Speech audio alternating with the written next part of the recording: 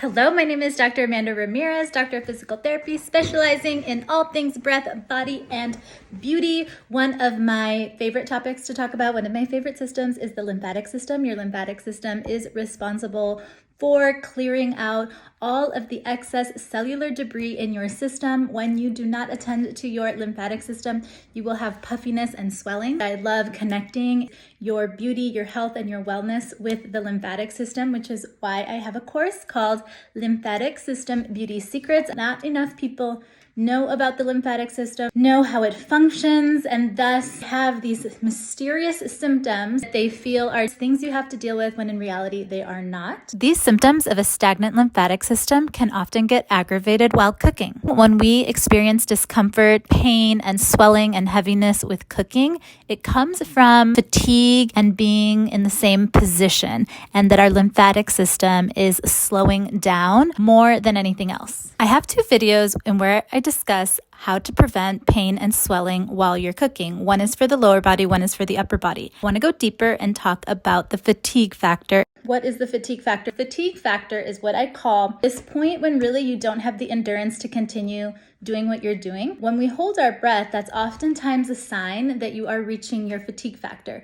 You cannot continue doing what you're doing. You are getting through that by holding your breath. You can go longer without water and without food than you can go without oxygen. You can only go without oxygen 4 to 5 minutes. You can go without food and water for over a week. Neither of the situations are ideal, but you would be TKO, lights out, way sooner without oxygen than without food or water. When you think about not breathing, it's sending your body into a high state of distress. Most of us have these micro moments of our day when we're just holding our breath while we're typing, while we're writing. We're not even doing big feats of physical strength. What's happening is you are fatiguing. I was just cooking with my mom in the kitchen. I started to feel like my feet were starting to get swollen, back was becoming achy, and we were an hour into cooking. That is important to note because a lot of us don't stop.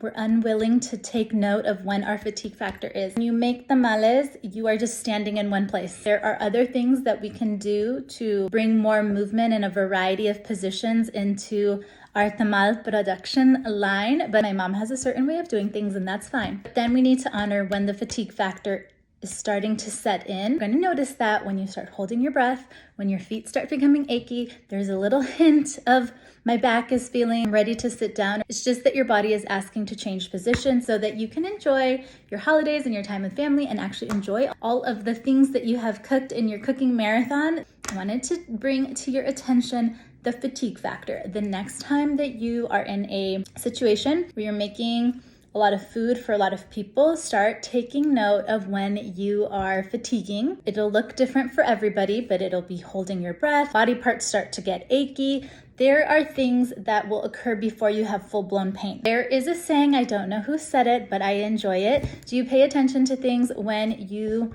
smell the smoke, when you hear your fire alarm going off, or when fire trucks, the sirens are coming down your street and busting down your door because there's a full-on fire? Start learning how to smell the smoke of your fatigue. Pay attention to those moments where you're blowing past the smoke and maybe even at a point where you're not paying attention until there's a full-on fire. Challenge yourself to pull back, change positions, take a full-on break, come back. It is December.